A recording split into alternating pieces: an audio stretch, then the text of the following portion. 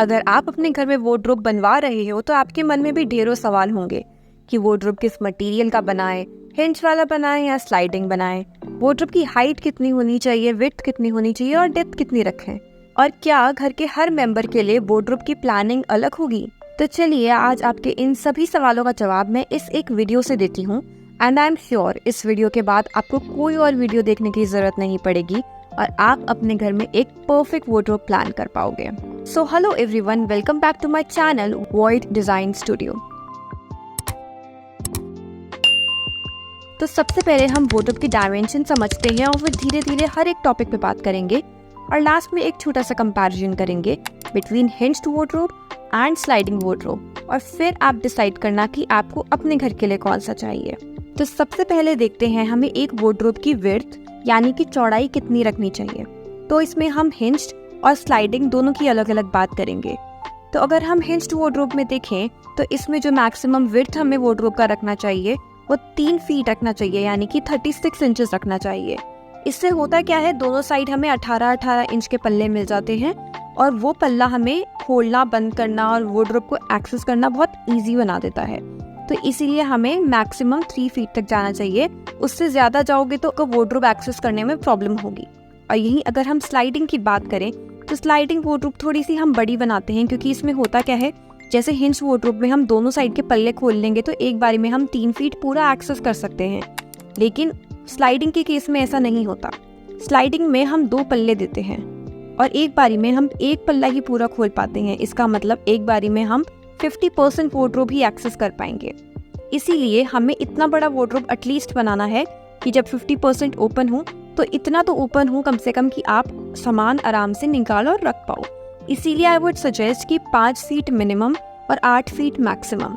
Minimum 5 feet इसीलिए ताकि आप कम से कम 2.5 फीट एक बारी में एक्सेस कर पाओ, ठीक है। और 8 फीट मैक्सिमम मैं इसीलिए बोल रही हूँ क्योंकि 8 फीट में हम जब 2 में डिवाइड करेंगे तो 4 फीट एक साइड आया, 4 फीट एक साइड आया। मतलब जब एक शटर एक साइड का बनेगा तो उसकी विड्थ हमें 4 फीट देनी है। जो मार्केट में प्लाई आती है ना वो स्टैंडर्ड साइज की आती है जो है 4x8। तो जो हम ये शटर्स बनाएंगे ये हम पूरी की पूरी प्लाई से बना सकते हैं। जो हमारी लिमिटेशन हो गई कि 4 फीट वाइड ही प्लाई आती है तो हम एक साइड केवल 4 फीट ही डाल पाएंगे, इसीलिए 4x4 8 हो गया। तो ऐसे मैक्सिमम 8 फीट आ गया, ठीक है। अब हमें विड्थ समझ में आ गई, हिंज्ड में हम कितना ले सकते हैं और स्लाइडिंग में हम कितना ले सकते हैं। तो अब बात करते हैं हमें वार्डरोब कितनी हाइट तक बनानी चाहिए। 2 तरीके हैं वार्डरोब को बनाने के। पहला, आप इसको लिंटल लेवल तक लेके जाओ। लिंटल लेवल मतलब जिस लेवल पे आपकी डोर हाइट और विंडो हाइट आ रही है। दूसरा तरीका है आप बिल्कुल सीलिंग तक लेकर जाओ, बिल्कुल टॉप तक बनाओ। मैं तो दूसरा ही तरीका रिकमेंड करूंगी जिसमें आपको सीलिंग तक बनाना होता है क्योंकि उसमें आपको बिल्कुल क्लीन लुक मिलता है। वहीं जहां आप सिर्फ लिंटल लेवल तक डोर या विंडो लेवल तक बनाते हो वहाँ पे आपके घरों में वार्डरोब कुछ ऐसी दिखेगी जहाँ पे हम अलमारी के ऊपर सामान रख देते हैं। इसीलिए ये सब चीज़ें अवॉइड करने के लिए हम सीलिंग तक पूरी वार्डरोब बनाने का ट्राई करते हैं। उसमें बजट थोड़ा ज़्यादा जाता है बट वो दिखने में ज़्यादा बेटर लगता है। यूजुअली जो आपकी डोर हाइट होती है वो 7 फीट की होती है। इनफैक्ट आजकल तो 8 फीट भी इज़ वेरी नॉर्मल। तो वार्डरोब आप उतनी ही बना सकते हैं, 7 फीट की या 8 फीट की। तो हम एक इमेजिन करेंगे कि हमारा एक रूम है जिसकी सीलिंग हाइट है 10 फीट। उसके बाद हम एक वार्डरोब बना रहे हैं 7 फीट तक की, ठीक है, क्योंकि हमारी डोर हाइट हम कंसिडर कर रहे हैं हमारी 7 फीट पर है। उसके ऊपर जितना एरिया बनेगा उसमें हम लॉफ्ट एरिया बनाएंगे क्योंकि हम वार्डरोब सीलिंग तक लेकर जा रहे हैं। और इस लॉफ्ट एरिया में आप अपने सूटकेसेस हो गए या कोई ऐसा मिसलेनियस सामान हो गया जो हम डेली में यूज नहीं करते हैं, हम वैसा सामान इसमें रख सकते हैं। तो 7 फीट की हमारी ये वाली हाइट हो गई और ऊपर बचा हुआ एरिया हमने लॉफ्ट एरिया में ले लिया। इसमें 2 शटर्स बनेंगी। एक शटर बनता है हमारा नीचे 7 फीट तक की अलमारी को एक्सेस करने के लिए, दूसरा शटर बनता है हमारा लॉफ्ट एरिया को एक्सेस करने के लिए। क्योंकि हम एक शटर 8 फीट से ऊपर नहीं बना सकते, अगेन हमारी लिमिटेशन है क्योंकि हमें प्लाई जो मिलती है मार्केट में या कोई भी आप बोर्ड से बनाओगे वो जो मिलता है वो 4x8 का ही मिलता है। इनफैक्ट जो आपकी लैमिनेट्स वगैरह होते हैं वो भी इसी साइज में अवेलेबल होते हैं। तो 8 फीट से ऊपर शटर बनाने का पॉसिबल नहीं हो पाता बिना जॉइंट दिए। दूसरी चीज़, हम जितना लंबा और बड़ा शटर बनाएंगे उतने ही बेंडिंग इश्यूज आने के चांसेस रहते हैं। हम डोर स्ट्रेटनर्स लगा सकते हैं अपने शटर को बेंडिंग से बचाने के लिए, बट फिर भी इतना बड़ा शटर देना अवॉइड करना चाहिए क्योंकि एक्सेसिबिलिटी उतनी इजी नहीं हो पाती है जितना छोटे शटर को एक्सेस करने में होता है। हाइट आपकी हिंज्ड वार्डरोब और स्लाइडिंग वार्डरोब दोनों में सेम रहेगी, इसमें कोई डिफरेंस नहीं आने वाला। अब हम बात करते हैं कि हमें कितनी डेप्थ देनी होती है वार्डरोब की, ताकि हमारा सारा सामान अच्छे से वार्डरोब में आ जाए। जो हम स्टैंडर्ड डेप्थ लेते हैं ना वार्डरोब की, फिर चाहे वो हिंज्ड हो चाहे वो स्लाइडिंग हो, वो हम 2 फीट लेते हैं और ये स्टैंडर्ड है, हमें 2 फीट ही लेना होता है। ज़्यादा लेने का भी कोई मतलब नहीं है और कम में भी हमारा काम नहीं चलेगा। वो इसीलिए क्योंकि जब हम अपने कपड़े हैंग करते हैं हैंगर में तो उसकी विड्थ देखी जाती है, ताकि हमारा एक प्रॉपरली कोट शर्ट कोई भी चीज़ है वो हैंग हो पाए। तो उतनी डेप्थ तो हमें चाहिए, इसलिए 2 फीट स्टैंडर्ड है। इसमें आपके सारे कपड़े आराम से हैंग हो जाते हैं।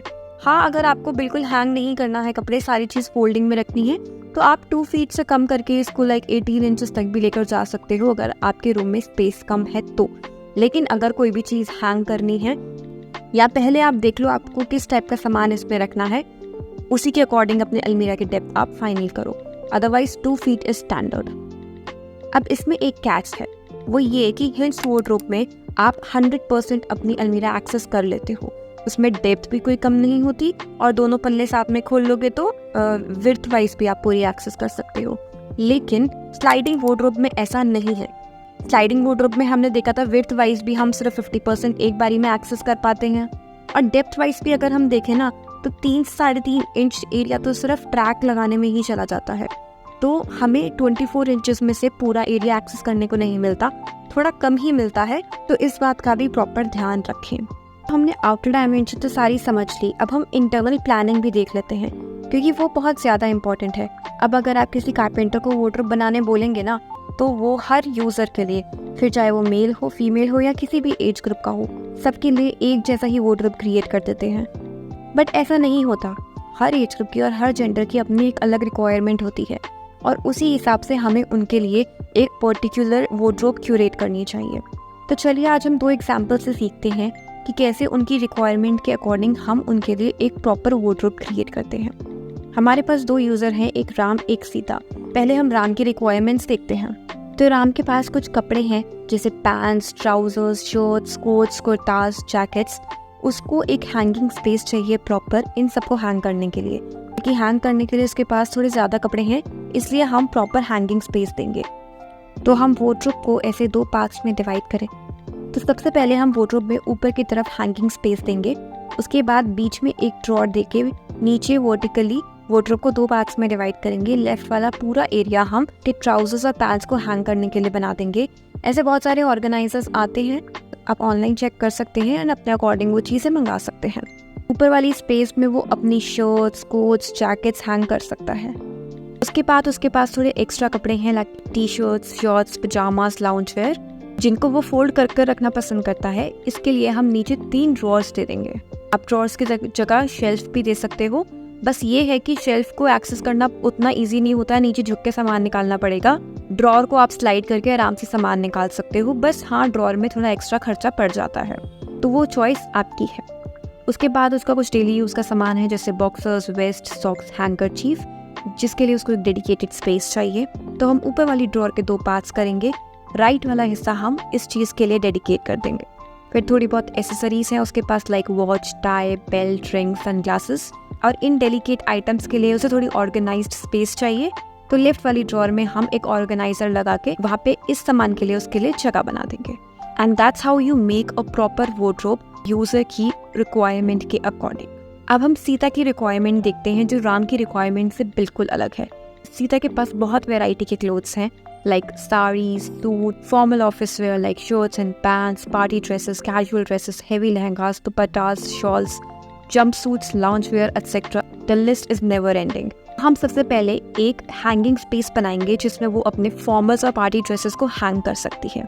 डेली वेयर के जो सूट्स एंड साड़ीज हैं उसके लिए एक डेडिकेटेड ड्रॉर या शेल्फ, जैसा आपको कंफर्टेबल हो वैसा हम एक नीचे दे देंगे। बड़े हैवी सूट्स, साड़ीज और लहंगा, शॉल, इन सब के लिए हम सबसे नीचे एक डेडिकेटेड ड्रॉर या शेल्फ दे देंगे, और फिर बीच में हम स्पेस देंगे जिसमें वो अपना डेली यूज़ का सामान सब रख पाएगी इसीलिए। उसके ऊपर हम एक एसेसरी के लिए पतला सा ड्रॉर देंगे, क्योंकि सीता के पास बहुत सारी एसेसरीज हैं, इसके लिए हमें इसको थोड़ा बड़ा ड्रॉर देना पड़ेगा, जिसमें वो अपनी सारी ज्वेलरी को एक प्रॉपर ऑर्गेनाइजर में लॉक करके रख सकती है। इसकी वार्डरोब में हम एक और बहुत इंटरेस्टिंग चीज़ कर सकते हैं, वो ये, क्योंकि इस ड्रॉर में हमने एसेसरीज दी हैं और एक ऑर्गेनाइजर में लगाएंगे तो वो दिखने में बहुत सुंदर लगेगा, तो ऊपर की साइड हम प्रॉपर एक टफ एंड ग्लास दे देंगे ताकि वो ऊपर से ही नीचे सारी अपनी ज्वेलरी देख पाए and it will look very luxurious. बाकी उसके जो थोड़े बहुत पर्सेस वगैरह होंगे वो हैंगिंग स्पेस के नीचे वो वाला सामान अपना रख सकती है।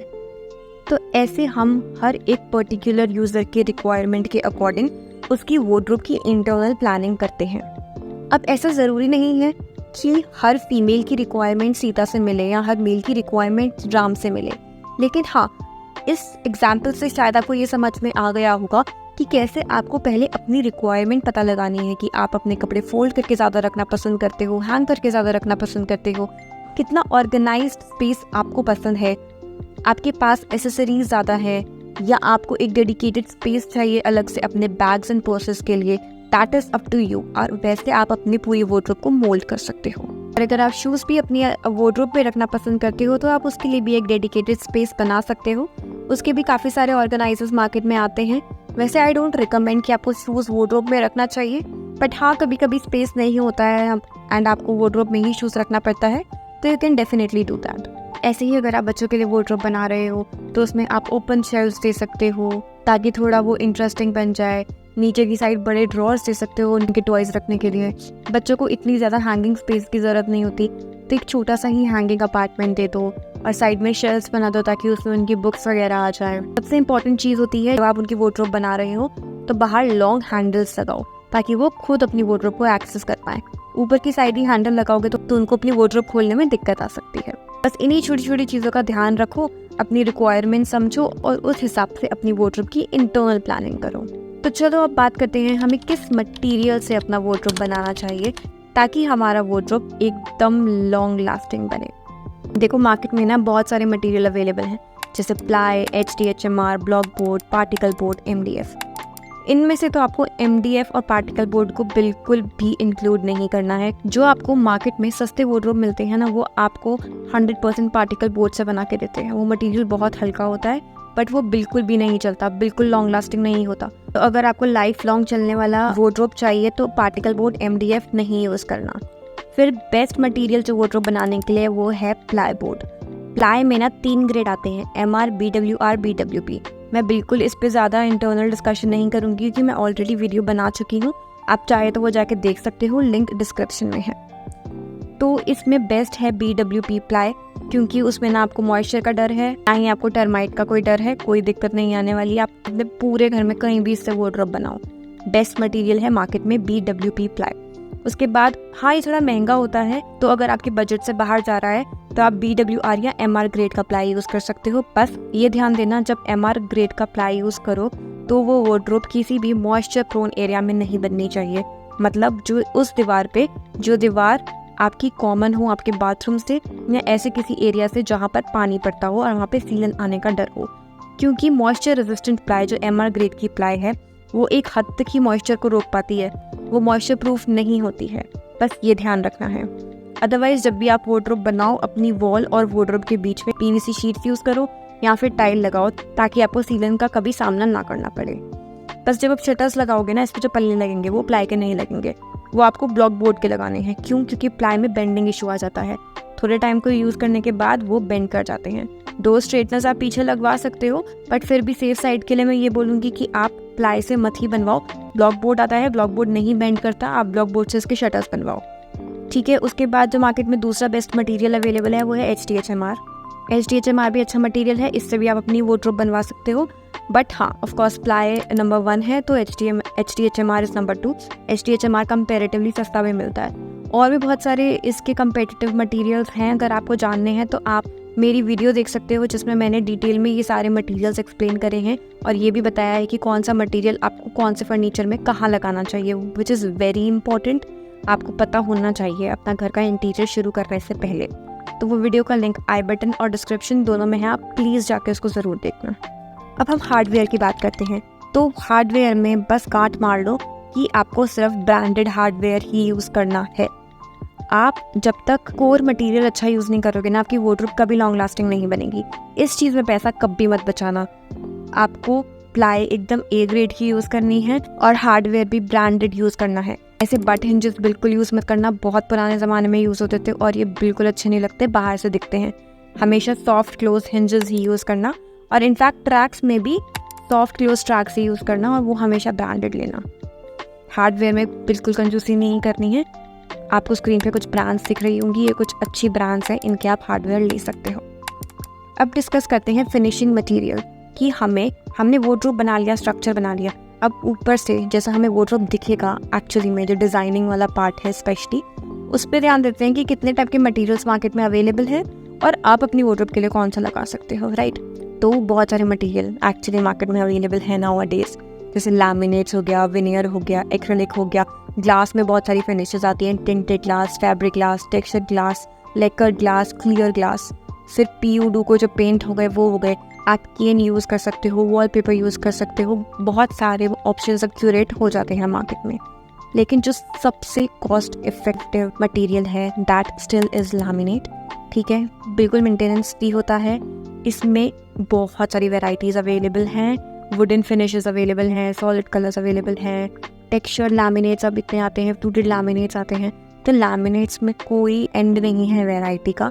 Textures, finishes, colour variety, colour ranges, बहुत कुछ अवेलेबल है। तो laminates is one of the best options जिसमें आप जा सकते हो। फिर आता है विनियर फिनिश भी आप यूज़ कर सकते हो, उसके ऊपर पॉलिश हो जाता है तो वो थोड़ा ट्रेडिशनल लुक दे देता है। फिर एक्रेलिक आता है, acrylic is a bit expensive than laminates. इसमें कलर वैरायटी कम होती है बट ये दिखने में थोड़ा प्रीमियम लगता है कि ये बहुत हाई ग्लॉस होता है और बिल्कुल प्रीमियम फिनिश होती है। और सॉलिड कलर्स में एक्रेलिक अवेलेबल होता है, इसमें ज़्यादा टेक्सचर्स और वैरायटी अवेलेबल नहीं है जितनी लैमिनेट्स में है। फिर आप ग्लास में अपनी वार्डरोब बना सकते हो जो बहुत प्रीमियम लगती है। ऑफ कोर्स इसमें टिंटेड ग्लास, क्लियर ग्लास, बहुत टाइप के ग्लास आते हैं, आप किसी भी फिनिश में बना सकते हो। This is one of the most premium and luxurious looking wardrobes. उसके बाद पेंट फिनिशेस आ जाते हैं जिसमें आप इस टाइप की वार्डरोब क्रिएट कर सकते हो जो थोड़ा ट्रेडिशनल लुकिंग होती है। ये भी बहुत सुंदर और बहुत प्रीमियम लगती है। This is also expensive affair, वरना दिखने में तो बहुत सुंदर लगता है। फिर एक केन मटेरियल आता है जो अभी बहुत ट्रेंड में है। You can use this. आप 2 क्लियर ग्लास के बीच में इसको सैंडविच करके लगा सकते हो क्योंकि इसमें ना ऐसे जाल टाइप होता है, तो ऑफकोर्स अगर आप ऐसे लगाओगे तो आपके वार्डरोब के अंदर धूल वूल जाने का वो रहता है, इसलिए हम इसको ग्लास के बीच में सैंडविच करके लगाते हैं। वार्डरोब की इंटरनल वाली साइड पर भी आप लैमिनेट ही यूज़ करना, आप प्लीज़ पेंट मत कराना बिकॉज वो बहुत पुराना तरीका है, वो बहुत शैबी लगता है, बिल्कुल क्लीन फिनिश नहीं आती है। अंदर आपको बहुत टाइप के लैमिनेट फिनिशेस मिल जाएंगे जो आप अंदर की साइड लगा सकते हो। इनफैक्ट ये बहुत ज़्यादा ट्रेंडी है कि आप बाहर से अपनी वार्डरोब बहुत लाइट और न्यूट्रल जैसे वाइट, ऑफ वाइट, क्रीम में रखो और अंदर की साइड एकदम वुडन फिनिश या ऐसे लिनन फिनिश में एकदम टेक्सचर्ड लैमिनेट लगाओ, वो बहुत सुंदर लगता है। तो ऐसे आप मटेरियल्स के साथ बहुत प्ले कर सकते हो एंड मार्केट में बहुत सारे डिफरेंट मटेरियल्स भी अवेलेबल हैं, जैसे लूवर्स वगैरह भी हैं, वो भी वार्डरोब्स में लगते हैं। तो थोड़ा सा आप मार्केट सर्वे करने जाओगे तो आपको काफ़ी आइडिया मिल जाएगा कि हाँ क्या क्या मटेरियल अवेलेबल है और हम क्या लगा सकते हैं, स्पेशली हमारे प्राइस रेंज में क्या पड़ रहा है। हैंडल्स में भी ज़रूरी नहीं है आपको ये ट्रेडिशनल लुकिंग हैंडल्स ही लगाने हैं। जब प्रोफाइल्स आती हैं बिल्कुल सीमलेस लगती हैं, आप वो भी यूज़ कर सकते हो अपने वार्डरोब में। दूसरी इंपॉर्टेंट चीज़ जो आपको अपनी वार्डरोब में लगानी है वो है लाइट। बहुत छोटी सी चीज़ है अपने वार्डरोब में लाइट लगाना, बट बहुत लग्जूरियस फील आएगा। साइड में ऐसे वर्टिकल स्ट्रिप्स दे देना 2 and it will work for your entire wardrobe. ऊपर हर शेल्फ में इंडिविजुअली रहने से अच्छा है वर्टिकली 2 साइड में दे देना। इसमें आप सेंसर वाली लाइट्स भी दे सकते हो, अदरवाइज बटन ऑपरेटेड लाइट्स भी आती हैं। तो अब ये तो डिस्कस हमने कर लिया कि वार्डरोब हमें कैसे बनाना है, लेकिन आपके रूम के लिए हिंज्ड वार्डरोब बेटर है या स्लाइडिंग वार्डरोब बेटर है, ये आप कैसे डिसाइड करोगे। तो एक छोटा सा कंपैरिजन देखते हैं और समझते हैं कि क्या रिक्वायरमेंट होती है एक हिंज्ड वार्डरोब के लिए और क्या रिक्वायरमेंट होती है एक स्लाइडिंग वार्डरोब के लिए। तो सबसे पहले ये डिपेंड करता है कि आपके रूम में कितना स्पेस है। अगर वार्डरोब के सामने खुलने के लिए 30 इंचेस से कम स्पेस है तो आप स्लाइडिंग वार्डरोब दोगे, और अगर 30 इंचेस से ज़्यादा स्पेस है तो आप हिंज्ड वार्डरोब दोगे। फिर मेंटेनेंस की बात आती है। स्लाइडिंग वार्डरोब में क्योंकि ट्रैक्स होते हैं तो थोड़ा बहुत वहाँ पे मेंटेनेंस ज़्यादा हो जाता है as compared to hinged wardrobe. फिर वार्डरोब की डेप्थ की बात आती है। हमने देखा था कि 3 से 4 इंच डेप्थ हमें कम मिलती है स्लाइडिंग में ड्यू टू ट्रैक्स हमें, जबकि हिंज्ड वार्डरोब में पूरी डेप्थ यूज़ करने को मिलती है। फिर हम एक्सेसिबिलिटी देखते हैं विड्थ वाइज। हमें हिंज्ड वार्डरोब 100% एक्सेस करने को मिलती है, वही हमें स्लाइडिंग वार्डरोब 50% एक्सेस करने को मिलती है। तो अगर आपके पास विड्थ कम है तो आप स्लाइडिंग वार्डरोब अवॉइड करो। लाइक अगर 5 फीट से या 4.5 फीट से कम आपकी विड्थ है आपकी वार्डरोब बनाने के लिए, तो आप वहाँ पे हिंज्ड वार्डरोब ही बनाओ, स्लाइडिंग नहीं। फिर हार्डवेयर की बात करें तो दोनों में ही सॉफ्ट क्लोज, फिर चाहे वो हिंजेस हो या ट्रैक्स हो, लगाने चाहिए और ब्रांडेड लगाने चाहिए। तो I would suggest hinged wardrobe और स्लाइडिंग में अगर आप हिंज्ड बना सकते हो, स्पेस है आपके पास, तो go for hinged wardrobe, sliding avoid ही करना। बट अगर स्पेस की कमी होने के कारण या किसी और वजह से आपको स्लाइडिंग बनाना पड़ रहा है, तो कीप दैट इन माइंड कि आपको ट्रैक्स वगैरह जो सारे हार्डवेयर है वो प्रॉपर ब्रांड वाले यूज़ करो, फिर आपकी स्लाइडिंग वार्डरोब भी अच्छी चलेगी। So that's it for this video. अगर आपको ये वीडियो अच्छा लगा हो तो प्लीज़ इसको लाइक करना, अपने फ्रेंड्स फैमिली के साथ शेयर करना जिसको इसकी ज़रूरत है, एंड नीचे कमेंट ज़रूर करके जाना कि आपको ये वीडियो कैसा लगा। Thank you for watching.